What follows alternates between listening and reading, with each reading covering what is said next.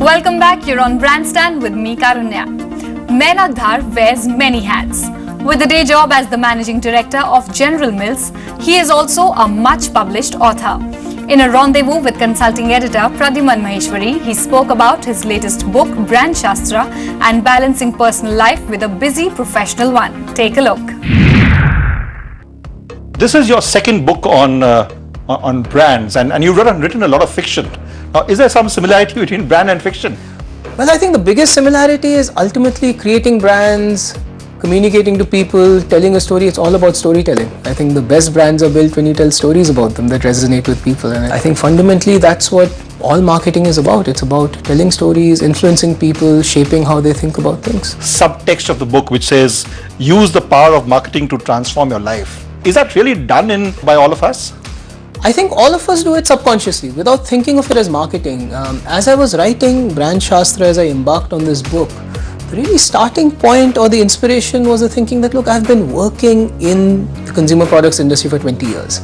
And you realize people use all kinds of tools, principles, ways of thinking to build huge brands. But fundamentally, it boils down to understanding people, shaping their perceptions, influencing their behavior. And if you think of it, we do that every day. What, according to you, is possibly the best use of marketing strategy in everyday life? One of the concepts which I think has a lot of applicability in helping people have a more rounded personality, a more holistic view of success is what marketers call the moments of truth. And the whole marketing principle is there is a first moment of truth, which is when you're actually showing up on shelf or in front of the shopper, but there is a zero moment of truth, which is what perceptions are people forming of you even before they meet you. There is a second moment of truth, which is the actual results the brand delivers. And the third moment of truth is what word of mouth are people spreading about you. That's a marketing analogy.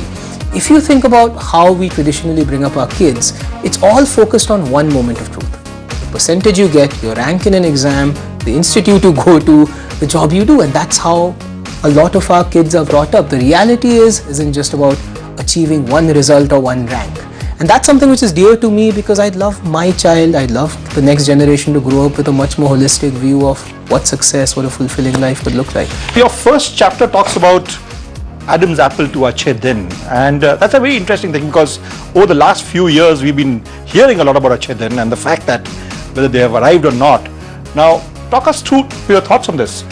Well, I think the first chapter really starts with the premise that ever since the dawn of history, it's all been about marketing. If you look at Adam's apple, all of us know Adam and Eve in that Garden of Eden, and that was the first feat of branding. That apple which had always been there suddenly became the forbidden fruit. Right.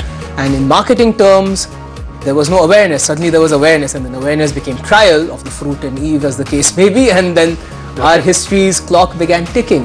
And I think a lot of what we think about as modern principles of marketing, what I've tried to establish is the same thought processes, the same challenges were solved, maybe through different tools. And if you fast forward today, when Narendra Modi seeks to reach out to Indians through Mann Ki Baat and Facebook and Twitter, it's a different technology, but it's the same thought process. And would you say that Narendra Modi is a good marketer? I think he's a brilliant marketer.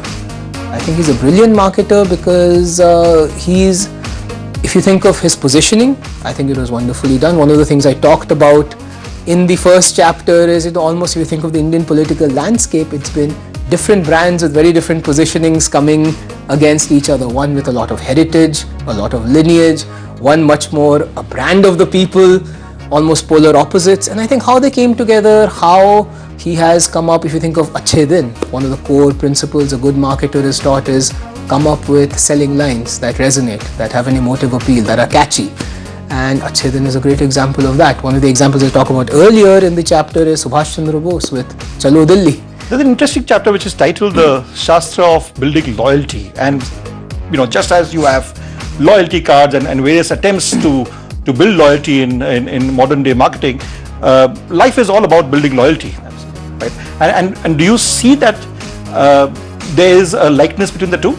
I see there's a huge likeness, and my real inspiration for that chapter came from when I looked at one example where all of us are trying to encourage a certain kind of habit, loyalty to behaving in a certain way, which really started with how we inculcate the right habits in our kids.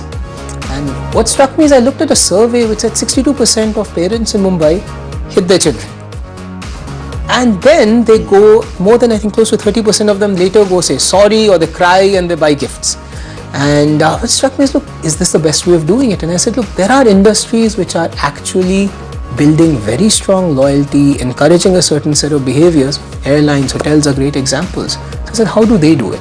And that got the thought process going when I said the basic principle of how they do it is positive reinforcement. You buy my airline ticket, I'm going to give you certain miles. So I see a lot of parallels. Again, there's no theories or constructs, but it's just ways of thinking about how businesses have inculcated or encouraged certain behaviors and how we might take a leaf out of that in our own homes. A lot of marketing strategies do fail, just as various strategies in one's life fail. There's a lot of principles also on how companies think about dealing with failure, which is how do you quickly diagnose what went wrong? How do you use that as an opportunity to improve in future?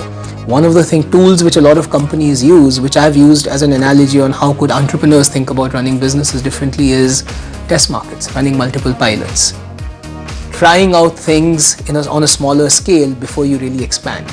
Really trying to understand which part failed, because a launch could fail due to a number of reasons. So I think there are a number of lessons to be learned, which is the whole spirit of introspection, the spirit of continuous improvement, the spirit of learning from failures and building it into the future experience. And I think there's a lot to be learned on everyday life as well. What would you say to marketers to learn from everyday life? Best advice I would give to a marketer is embrace building relationships. Take the transactional part as an outcome. And I think in today's day and age of social media, marketers have a wonderful opportunity to do that. Don't start with, I want you to think of my brand in a certain way, or I want you to buy me.